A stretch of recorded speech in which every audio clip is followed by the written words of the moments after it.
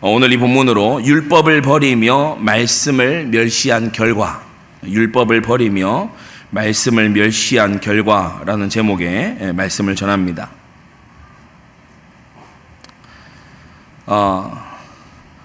하나님께서 그냥 범죄보다 고범죄를 더 중하게 다루신다. 이것을 우리가 배우고 있지요.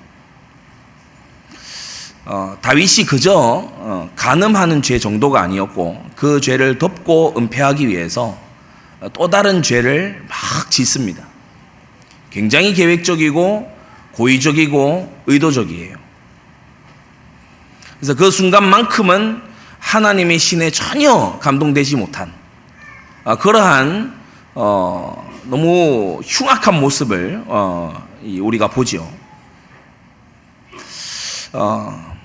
여러분, 모르고 짓는 죄보다 알면서, 뻔히 알면서 짓는 죄가 더 큽니다. 하나님은 그래서 불신자의 삶보다 신자의 삶을 더 자세히 들여다보십니다. 여러분, 이것이 부담과 불편이 아니라 우리에게 분복이고 하나님의 은혜인 줄로 믿습니다. 신자들에게는요, 마음에 품은 생각까지도 하나님께서 관심을 기울이세요.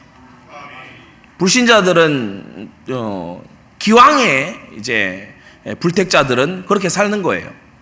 그런데 하나님의 자녀가 된 하나님의 나라를 상속할 이 사람들은 하나님께서 다르게 보시는 거예요. 하나님의 손길이 함께하고 하나님의 이 임재가 함께하는 게요, 그저 힘만 얻는다, 막 그냥 능력을 얻는다, 이것만 생각할 게 아니고 하나님이 함께 하시는 것에 여러분이 살아있는 감각을 가지시기 바랍니다. 이렇게 교회에서 서로 복도에서 만나고 인사하고 하면 그나마 좀 나을 수 있어요. 그런데 예를 들어 오늘 밤에 어느 성도님, 이 자리에 어느 성도님 집에 샘 목사님이 함께 집에 함께 가는 거예요.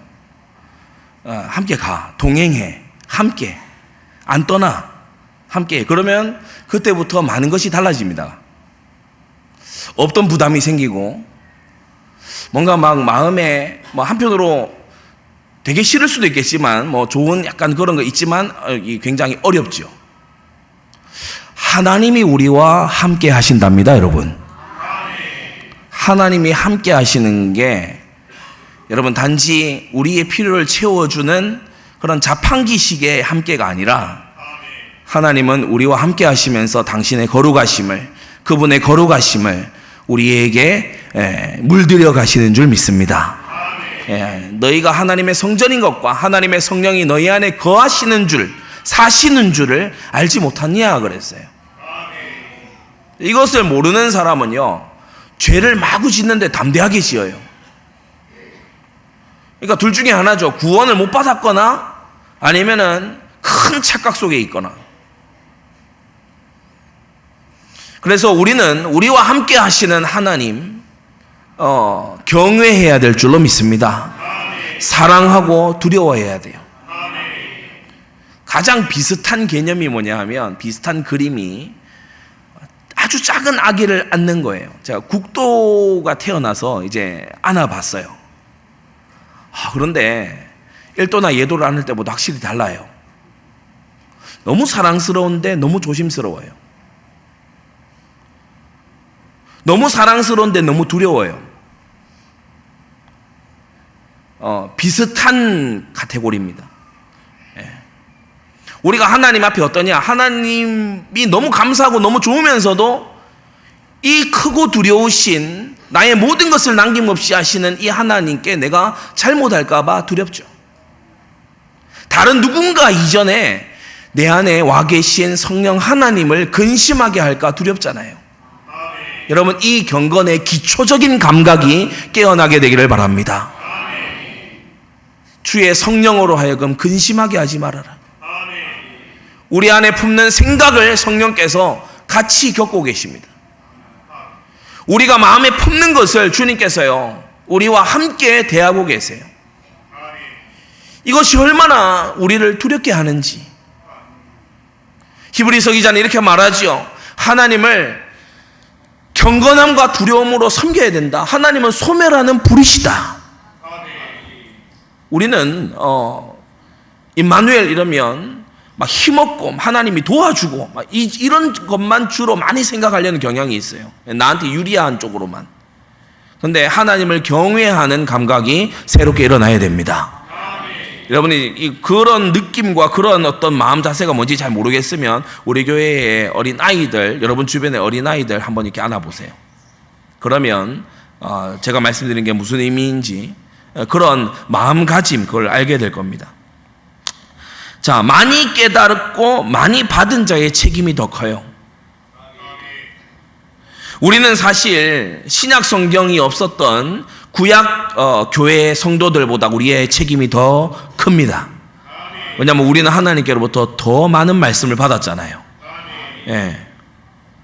누가복음 12장 47절에 우리 예수님 말씀에 주인의 뜻을 알고도 예비치 아니하고 그 뜻대로 행치 아니한 종은 많이 맞을 것이다.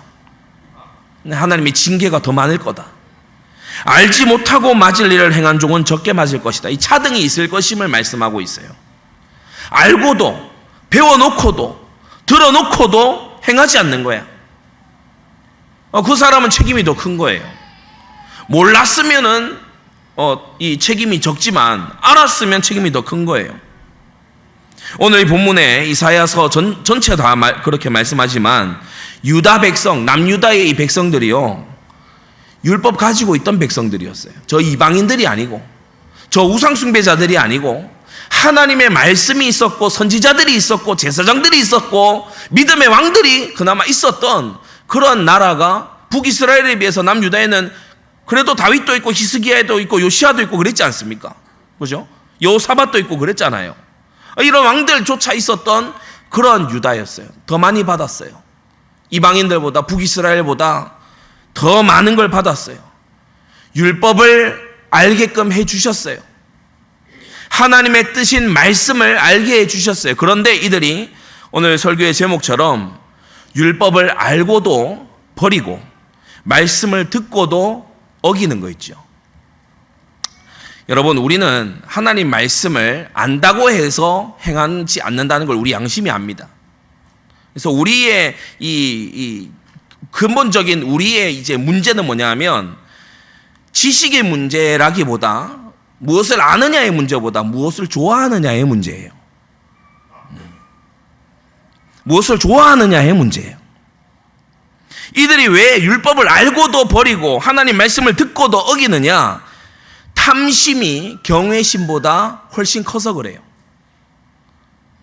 마음에는 두 마음이 싸우거든요. 하나님을 경외하는 마음과 우리의 죄의 탐심이 싸웁니다. 여러분, 이 전투에서 성령의 능력으로 하나님의 말씀의 교훈을 힘입어서 은혜를 힘입어서 여러분 경외심이 탐심을 이기게 하시기를 바랍니다. 이 마음에요 경외심 쟁탈전에서 우리가 이겨나가야 돼요.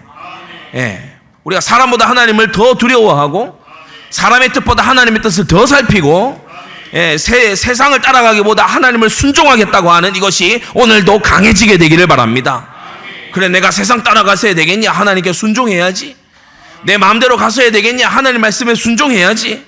내가 말씀을 배웠는데 하나님 앞에 내가 바른 길을 가야지. 여러분, 이 마음을 가지고 이것을 좋아하게 되시기를 바랍니다. 신약성경에도 말씀하고 있잖아요. 불의를 좋아하는 자로 거짓 것을 믿게 하심은 심판을 받게 하려 하십니다.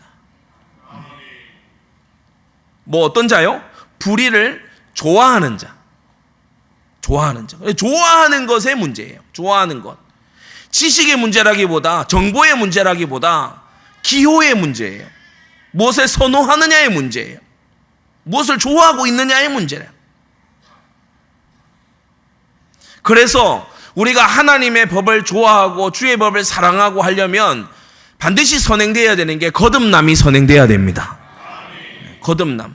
자주 우리 목사님 설명하시잖아요. 왜 그러냐? 이 좋아하는 것을 사람은 하기 때문에 안다고 하는 게 아니에요. 배웠다고 하는 게 아니고 좋아하는 걸 하거든요.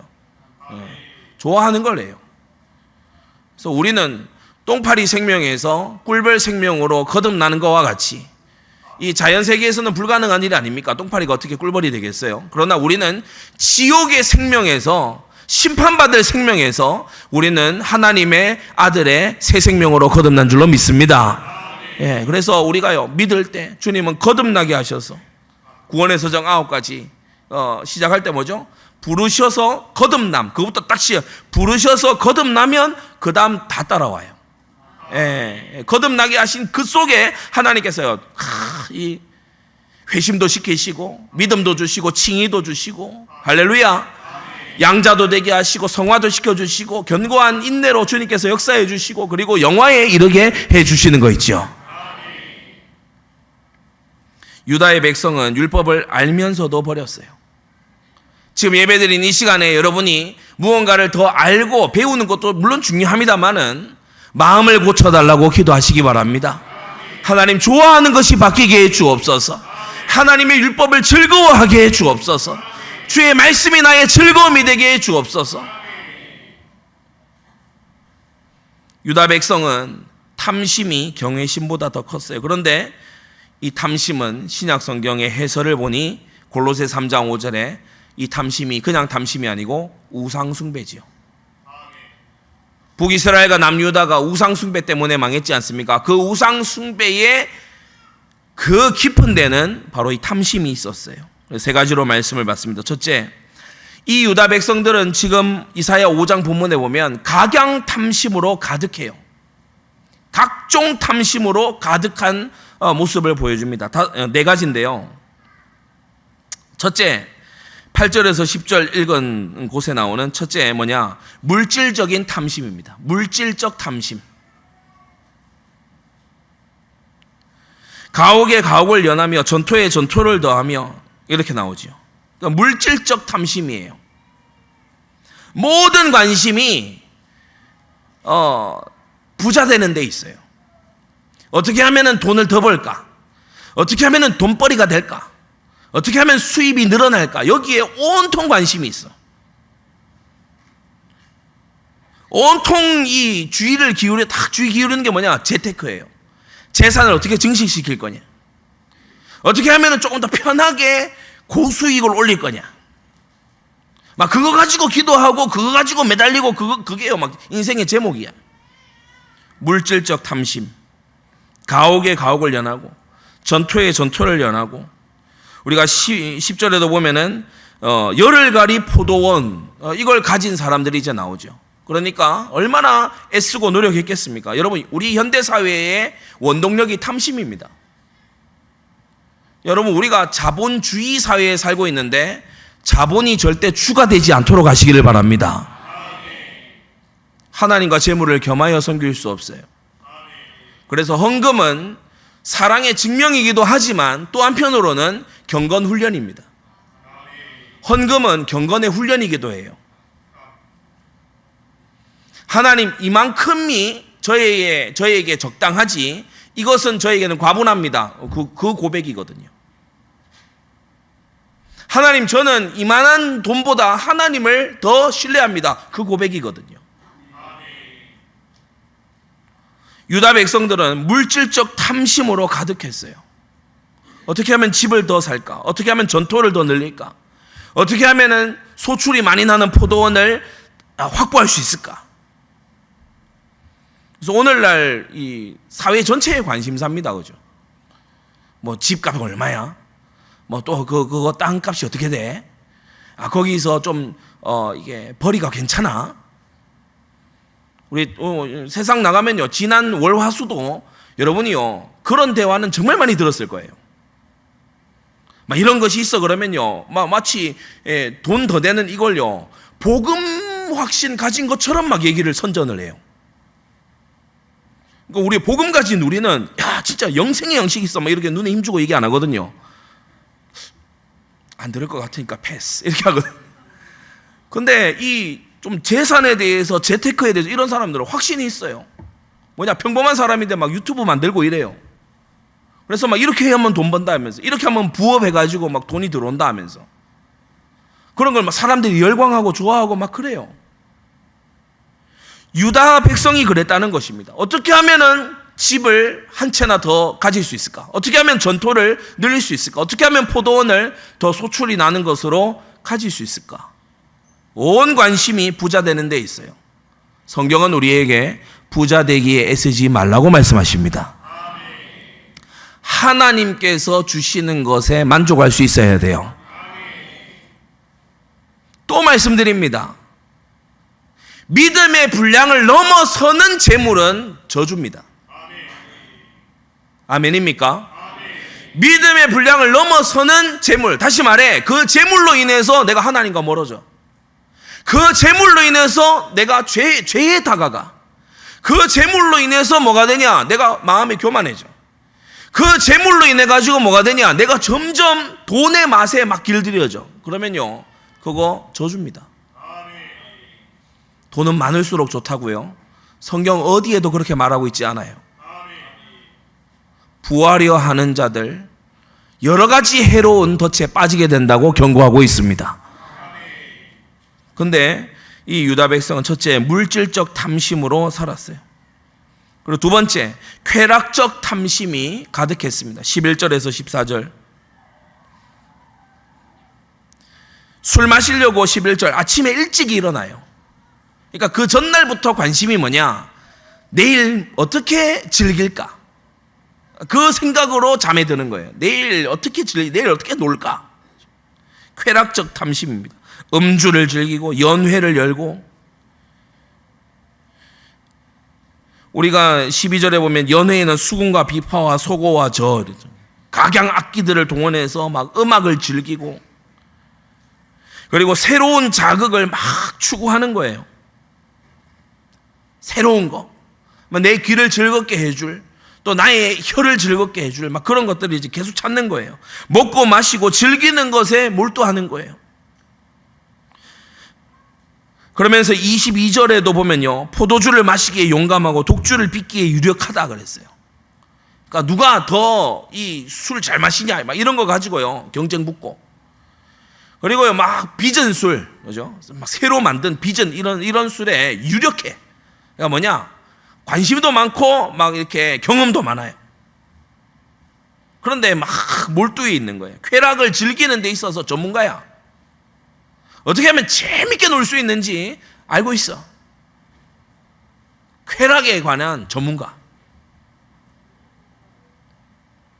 먹고 마시고 즐기는 것에는요 잘해요.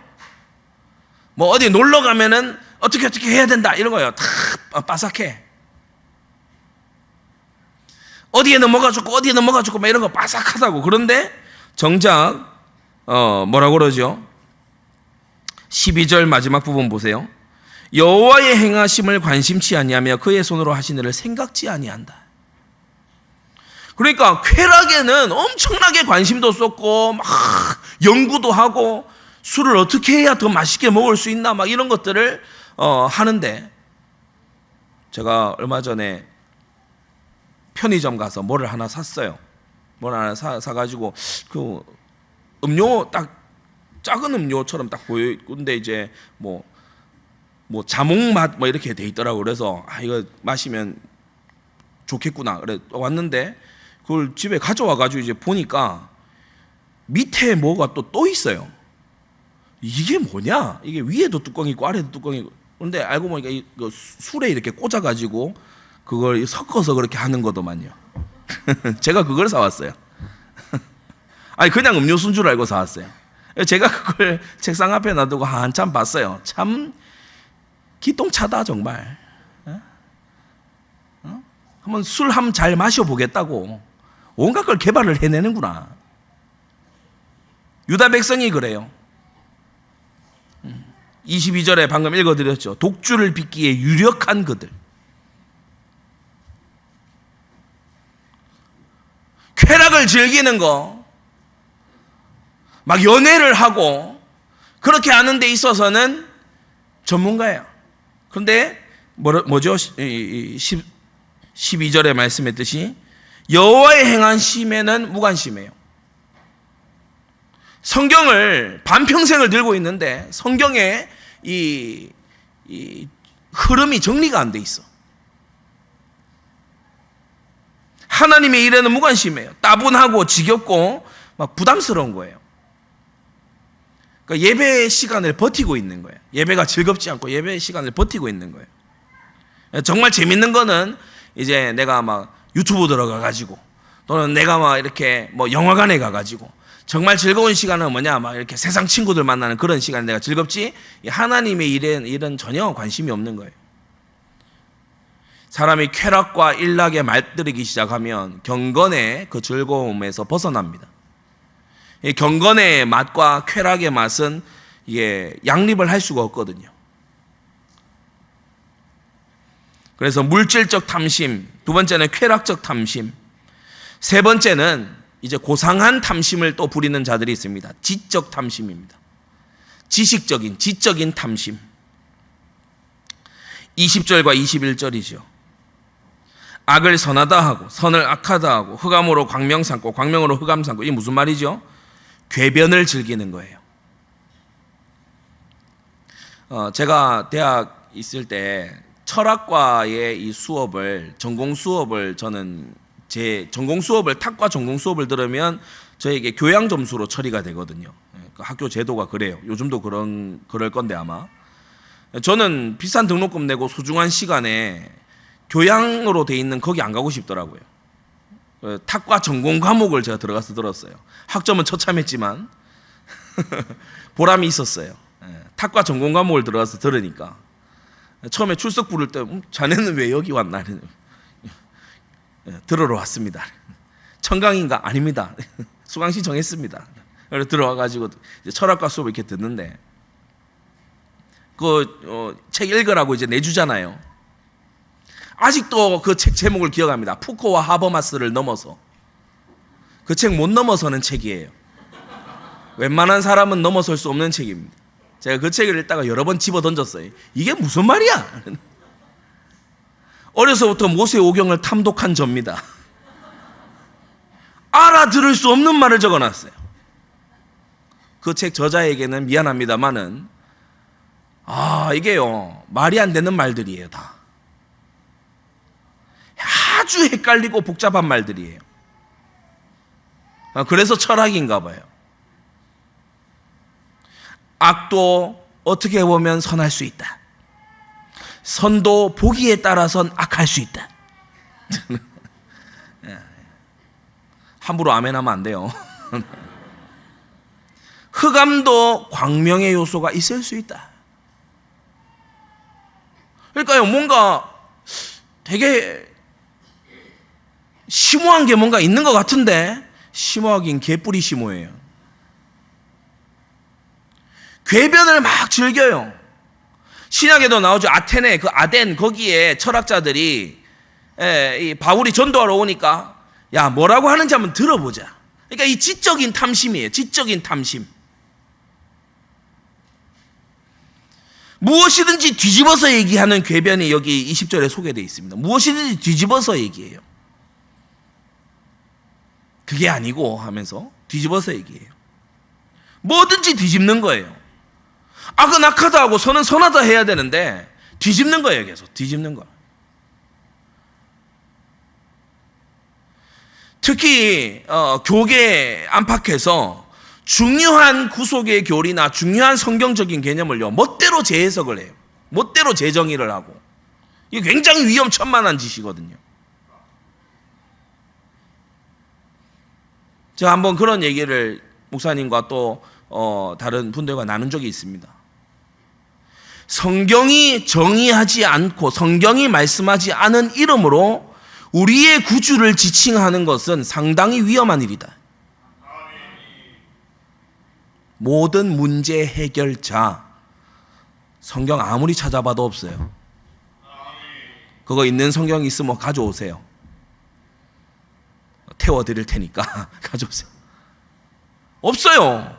성경에 예수님을 일컫는, 예수님을 지칭하는 그 고귀한 단어들이 얼마나 많습니까? 어린 양이시고 주가 되시고 하나님의 아들이시고 할렐루야 그리스도이시고 여러분 얼마나 많습니까?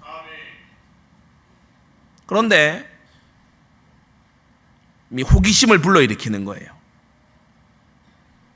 신조어를 계속 만들어내는 거예요. 지적 탐심을 가진 자들이요, 각양 철학과 이론들을 그래서 그 안에서 서로 즐기고 있어요. 물질적 탐심이나 쾌락적 탐심을 가진 사람들보다 좀 고상해 보여요. 하지만 고상하다고 해서 절대로 그것이 진리는 아닙니다.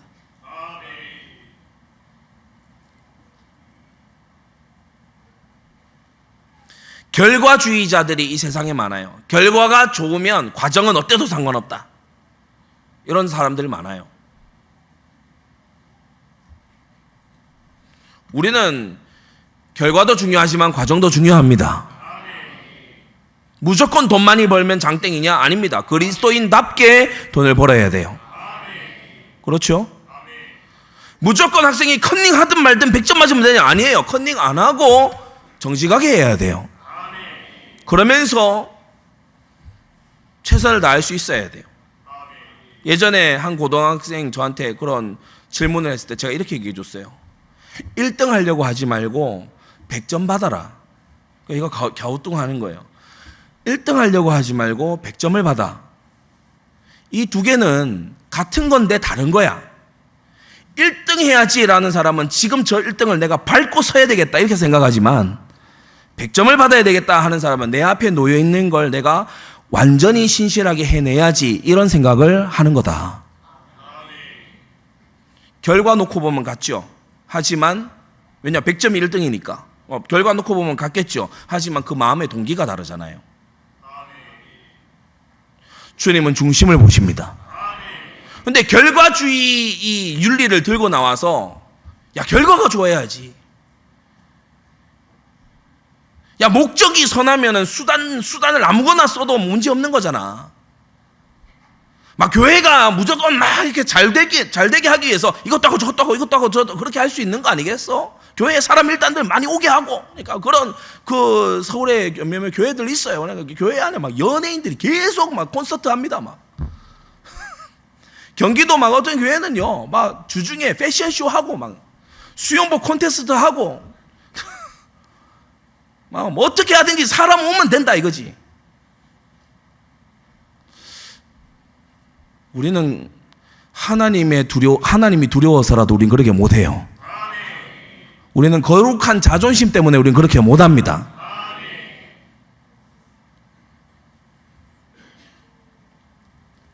요즘 유행하는 신이고 백성들이 좋아하는 신이다. 성전에 갖다 두면 좋지 않겠냐. 그게 유다 백성들 논리였거든요.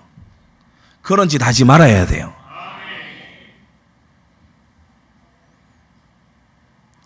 상대주의자들이 막 많아요. 상대주의자들. 이럴 수도 있고 저럴 수도 있고 보기에 따라서 다르고, 너는 그렇게 생각하지만 그건 네 생각이고 나도 이렇게 생각할 수 있고 서로 존중하면서 그렇게 살아야 되지 않겠냐.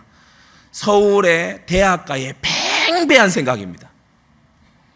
어느 날 한 대학부 학생 구미에서 올라온 친구인데 그 학생이 그렇게 얘기를 하더라고요. 학교에서 어떤 이 믿는 애들을 만났는데 자기한테 그러더랍니다. 너는 왜 다른 교회를 안 가보고 너네 교회만 그렇게 가? 너네 교회만 교회가 아니잖아. 이렇게 얘기하더래요. 그래서 그거를 들고 왔는데 제가 얘기 들어보니까 이 친구도 지금 확신이 없어. 제가 얘기해 줬어요. 옳은 교회 많고 맞는 교회들 많고 우리 교회만 교회라고 단 한 번도 말하지 않았다. 하지만 너의 교회는 이 교회다. 사람이 분별력이 있어야 됩니다. 상대주의자들. 이럴 수도 있고 저럴 수도 있고. 또 주관주의자들이 있습니다. 아무리 하나님 말씀이 뭐라고 하든지 간에 내가 볼 때에 맞아야 만든 거다. 내가 볼 때에 옳아야 옳은 거고. 우리는 어느 정도로 판단력이 약한가 하면은 중학교 때 여러분 다 해보셨죠? 물 안에다가 젓가락 넣으면 젓가락이 굽어요. 그게 우리 눈이에요. 물 안에다가 똑바른 젓가락을 넣으면 이게 젓가락이 굽는다니까. 그게 우리가 본 이 부족한 이 눈이에요. 육신의 눈이에요, 이게. 근데 여기에 이 감각에 의존해서 우리가 생각을 하거든요. 그러니까 젓가락이 물에만 들어가면 바뀌어. 그게 우리 감각이고 그 감각에 의존해서 생각하는 게 우리의 두뇌예요. 근데 그거를 믿고 그걸 진리로 알고 그게 납득이 돼야 가겠다고? 오늘날 교회들 가운데 팽배해져 있는 하나의 논리가 있습니다. 네가 마음이 어려우면 헌신하지 마. 네가 마음이 어려우면 충성하지 마. 네가 마음이 어려운데 그럼에도 충성하는 걸 하나님이 기뻐하실까? 요렇게 얘기를 해요. 그럴싸하죠. 그럴듯합니다. 성경은 뭐라고 얘기할까요? 우리의 마음은 후패하지만 주는 나의 생명의 분깃이라고 했어요. 중요한 건 우리의 감정이 아닙니다. 중요한 건 우리의 기분이 아니라고요. 하나님의 진리가 중요합니다. 근데 이 지적 탐심을 가진 사람은요, 혼란이 막 와요. 여러분 20절 이 말씀 보세요. 혼란 안 오겠습니까? 악이 선하다고, 선을 악하다 하고, 흑암으로 광명 삼고, 광명으로 흑암을 삼고. 여러분 지적 탐심을 가지고요, 막 철학자들의 책을 들여다보고, 그리고요 막 그 안에 심취해가지고 뭐 되게 하는 것처럼, 막 있는 것처럼 막 거기에 빠져들어서 막 이런 얘기들을 하고, 그리고요 그런 자신의 어떤 알량한 지식을 가지고 창조주의 계시에 덤벼드는 인간들이 있습니다. 이게요 술 취한 거 못지않게 꼴불견이에요. 술 취해서 개워내는 거 못지않게 이게 아주 꼴불견입니다. 근데 이런 탐심으로 또 산다. 이 맛에 또 살아요. 유식한 채, 그죠? 막 먹물 좀 튄 것처럼, 그죠? 요런저런 소리 해가면서 그러면서 살아요. 네 번째는 이 탐심의 절정입니다. 물질적 탐심, 쾌락적 탐심, 그리고 지적인 탐심, 이 본문에 다 등장하지만 그 중에 최고봉은 네 번째, 영적 탐심입니다. 영적인 탐심. 19절을 보세요. 그들이 이르기를, 그들이 뭐 하는 사람들이죠? 거짓으로 끈을 삼아 죄악을 끌며 술의 줄로 함같이 죄악을 끄는 자들이 화 있을진저. 이게 무슨 말이냐? 죄를 유도하는 거예요. 자기가 죄를 짓지 않아. 죄를 유도하고, 그러니까 우리가 거짓 선지자 발람처럼 사람을 죄에다가 집어넣어 보고, 그리고 우리 지난 수요예배 기억나십니까? 사람을 죄에다 집어넣어 보고 어떻게 되는지 보는, 그게 이제 18절 이거거든요. 술을 삼아가지고 죄악을 끌어요. 유도하는 거예요. 유도. 자기가 죄를 직접 짓는 게 아니고, 요렇게 하면 하나님이 어떻게 하지? 저렇게 하면 하나님이 어떻게 하시지? 요런 짓을 하고 있는 거예요. 그러니까 하나님을 마치 동물원 철장 안에 있는 동물 취급하는 거예요. 내가 하나님을 관찰한다. 내가 하나님을 평가한다. 이 영적인 탐심, 하나님 자리 윗자리에 가서 서려고 하는 영적인 탐심. 이거 신비주의자들 이거 너무 강해요. 오늘 얘기하는 거예요. 하나님이 내게 이거 하라고 하셨다. 진짜요? 정말? 정말 그런가요? 하나님, 내가 기도하는데 하나님께서 내게 이런 거를 하라고 들려주셨다. 정말? 진짜? 진짜 리얼로 정말? 혼자 스스로 마음의 소리가 아니고? 진짜? 계시를 받았다고 주장하고 있잖아. 내가 하나님께 계시를 받았노라고 지금 주장을 하나. 하나님께 내 직통으로 내가 계시 받았다고 주장하고 있잖아. 진짜 그러냐고. 근데요, 그 사람의 앞뒤를 맞춰보면 하나님 기록도 한 말씀하고 안 맞아요. 자기 확신이고 자기 최면인 거 있죠. 19절을 보세요. 이렇게 죄악을 유도하고 하나님 위에 서서 하나님의 행하신 걸 관찰해 보려고 하는 이런 오만한 영적인 탐심을 부리는 자들이 뭐라고 하냐? 그들이 이르기를 그는 그 일을 속속히 이루어 우리로 보게 할 것이며 이스라엘의 거룩한 자는 그 도모를 속히 임하게 하여 우리로 알게 할 것이라. 이게요 엄청나게 교만한 말입니다. 선지자들이 회개하라는 경고를 했잖아요. 회개하지 않으면 심판받을 거다. 얼마나 많은 선지자들이 지금 예고를 했습니까? 이 19절은 무슨 말이냐? 그 하려는 심판 빨리 해보세요. 조롱하는 거예요. 그 하겠다던 심판 어디 한번 빨리 해보세요. 아주 망령된 언사입니다. 이런 생각조차도 거듭난 사람들은 하지 않는데 유다 백성들은 이런 망령된 생각만이 아니라 말까지 하고 있는 그런 상태였어요. 마음의 회개는 없으면서 난 깨달았고 나 하나님이 어떻게 하실지 나 알아. 요렇게 나오는 거예요. 저는 듣는 말 중에 제일 참담한 말이 뭐냐면 하나님이 요렇게 하실 수밖에 없어. 와,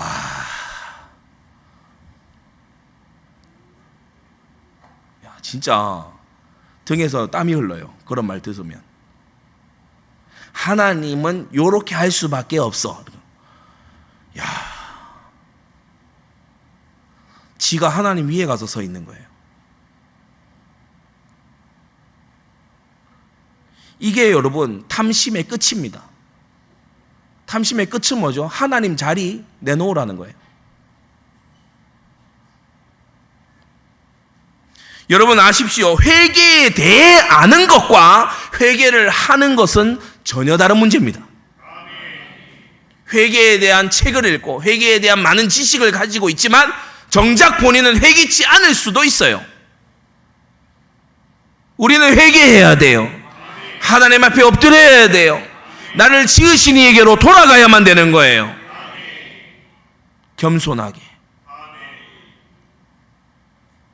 교회에 새 신자가 들어올 때는요, 자기의 죄를 통탄하면서 내 죄가 사함받을 길이 없는데 오직 구주 예수 그리스도밖에 없다고 이때의 소망이 있는 줄 믿습니다.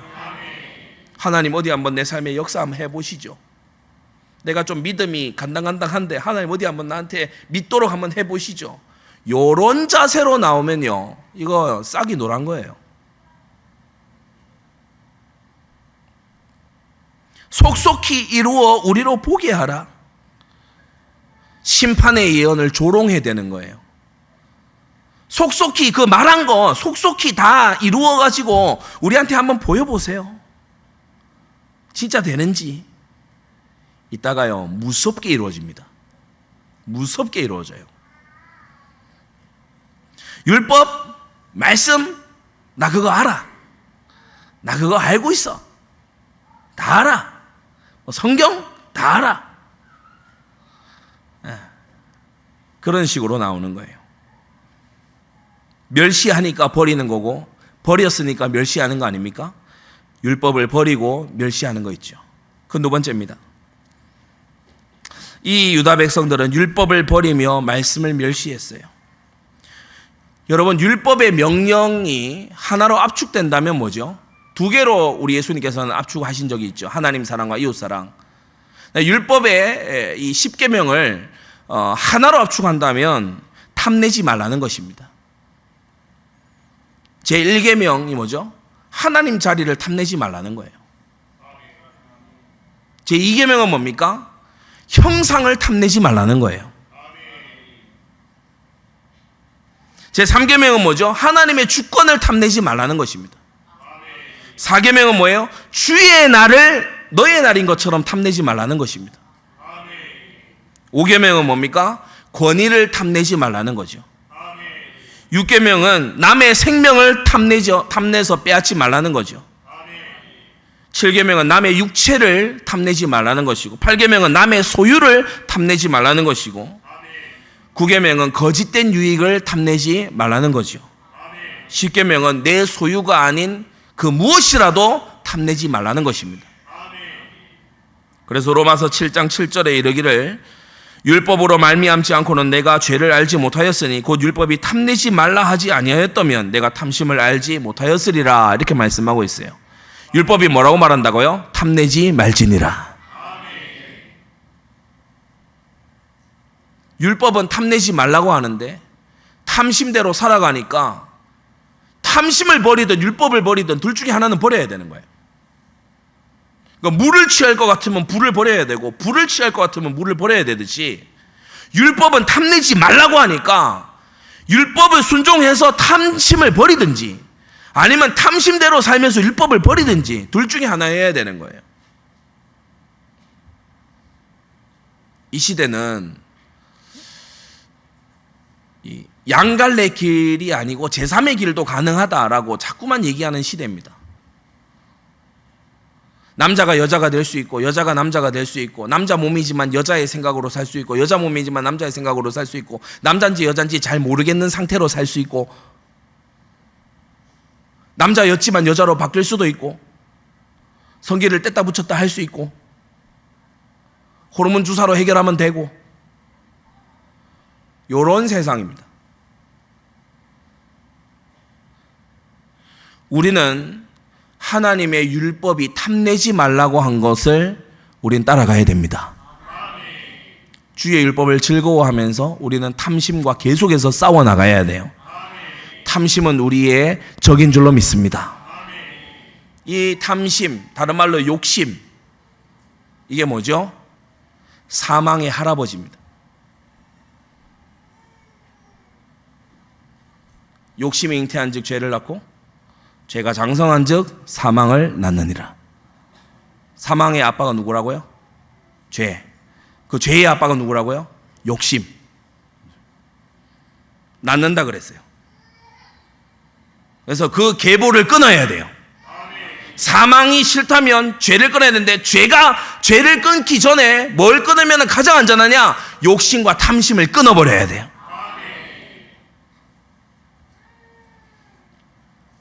율법을 버리며 말씀을 멸시한다고 했어요. 작은 두 번째로 말씀을 멸시했다고 했어요. 말씀의 증거가 뭡니까?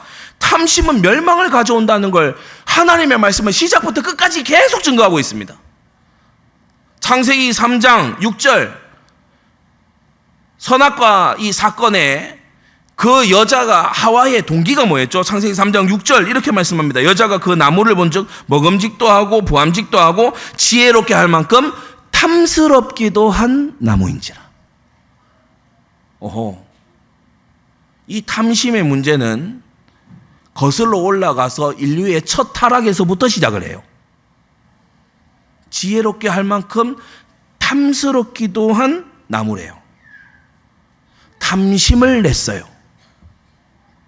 하나님이 허락지 아니한 것을 탐냈어요. 이게 창세기 3장에 들어있는 근본적인 인류의 문제가 바로 이 탐심의 문제입니다. 창세기 19장에 롯의 아내가 소돔에 대한 미련을 가지고 탐심을 여전히 품고 있다가 소금 기둥됐죠. 여호수아서 7장에 아간이 그러니까 이 전리품을 탐내다가 어떻게 됐습니까? 이스라엘의 패배를 가져왔죠. 사무엘상 15장에도 우리가 사울 왕이 보면 어떻습니까? 아말렉을 진멸하라 그랬는데 그 아말렉의 소유물들 탐내다가 왕위에서 버림을 당하잖아요. 사무엘하 11장에 우리아의 밧세바를 탐하다가 남의 아들을 탐내다가 다윗의 집안에요 칼이 떠나지를 않습니다. 열왕기상 21장에요 아합 왕인데 나봇의 포도원을 세상에 탐내는 거예요. 여러분 사람이 가난해서만 탐내는 게 아니에요. 탐심은 부자나 가난한 자나 다 가지고 있는 죄예요. 왕이니까 엄청나게 가지고 있잖아요. 그 포도원 하나를 탐낼 이유가 없단 말이에요. 그런데 나봇의 포도원을 탐내서 죄 짓습니다. 우리는 성경에 이 외에도 수없이 많은 경우에 탐심이 패망을 불러오는 것을 보게 돼요. 여러분, 우리가 하나님의 말씀에 교훈을 받아서 탐심을 버리려고 하면 성령의 도우심이 꼭 필요합니다. 여러분, 탐심이 적이라는 것을 알고 이 탐심으로 가득했을 때 하나님의 진노가 임한다는 것을 알고 탐심과 싸우는 그러한 하루하루가 되기를 바랍니다. 세 번째, 그 결과입니다.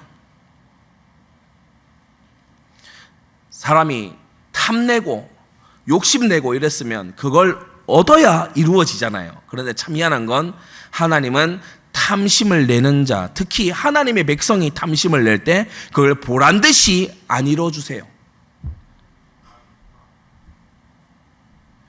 이게 참 탐심의 이 마음의 입장에서는 아쉬운 일인데 근데 하나님의 뜻으로 보자면 감사할 일입니다.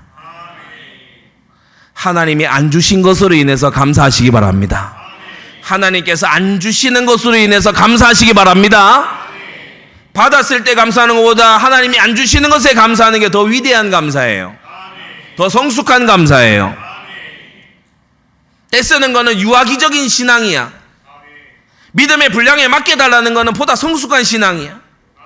그러나 드리면서 감사하고 하나님이 허락지 않은 것에 감사하는 것은 굉장히 장성한 신앙입니다. 여러분 장성한 분량까지 나아가시기 바랍니다. 유다 백성이 물질적 탐심으로 살았어요. 더 얻으려고 막 얻으려고 그렇게 살았어요. 그 결과가 뭐죠? 9절에 황폐한 응답이 와요. 아니 더 얻으려고 했어. 근데 황폐가 와요. 황폐.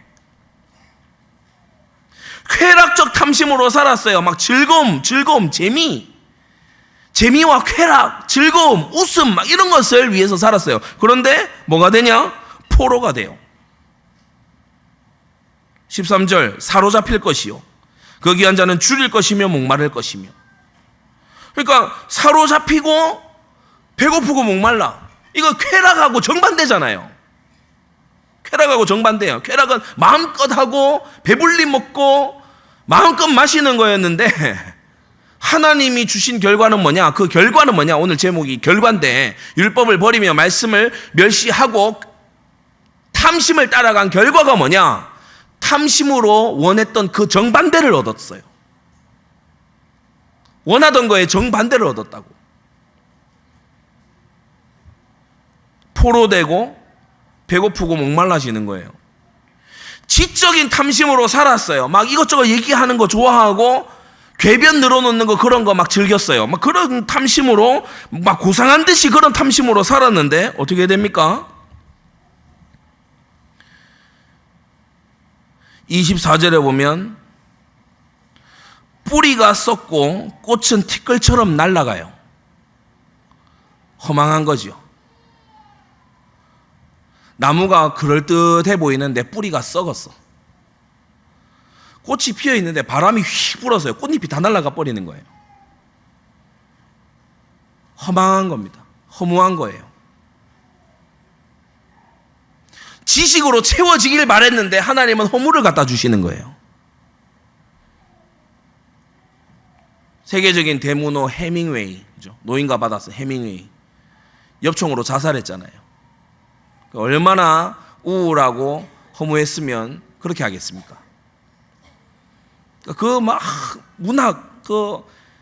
문학가들이 좀 교만한 말을 하면 나는 신과 같은 존재다. 캐릭터를 만들고 인물들을 만들어서 그 안에 스토리를 만들고 그래. 나는 하나의 세계를 만드는 자. 이런 교만한 말을 하잖아요.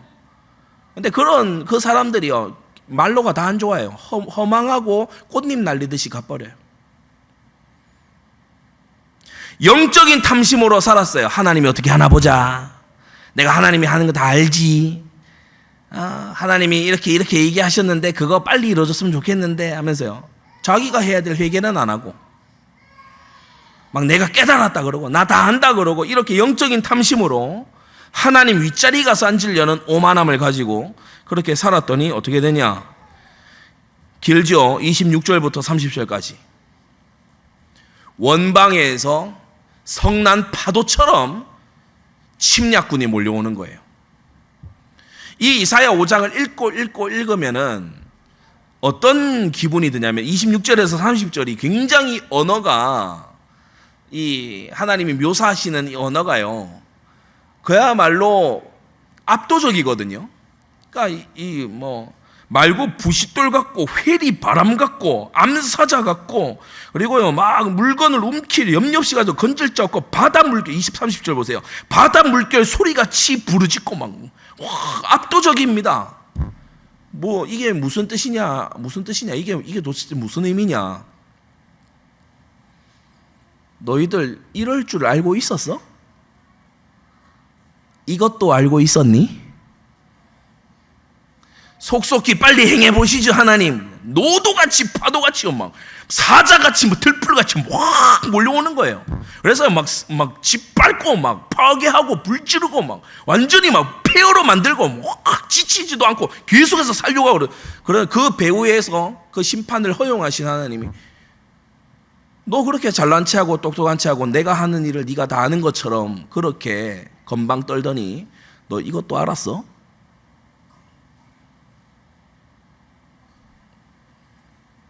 실제 겪어보니까 어때? 실제 하나님의 심판이라는 것을 겪어보니 어때? 견딜만해? 받아낼만 하냐? 어디 다시 한번 그는 그 일을 속속히 이루어 우리로 보게 해라. 이런 말 어디 다시 한번 해봐. 그런 참담한 말, 그런 망령된 말 어디 다시 한번 해봐. 이사야서 5장은요 지금 그러한 분위기 속에서 이 심판의 기록이 또다시 예언으로 주어져 있어요. 지금 이사야가 이 말씀을 선포할 당시에는 아직 심판 전입니다. 그러니까 이렇게 하나님께서 이러한 언어로 하나님께서 말씀하시면서 너희들 이러한 일들을 감당할 수 있겠냐? 속히 돌이켜라. 속히 돌이켜라. 기회를 줄 때 회개해야 된다. 기회가 있을 때 회개를 해야 돼. 오늘 저와 여러분들에게 주시는 말씀인 줄 믿습니다. 하나님의 길이 참으심을 우롱하지 마십시오. 하나님의 인내하심을 시험하지 마십시오. 주님이 오래 참으시지만 끝까지 묵인하시는 하나님은 아닙니다.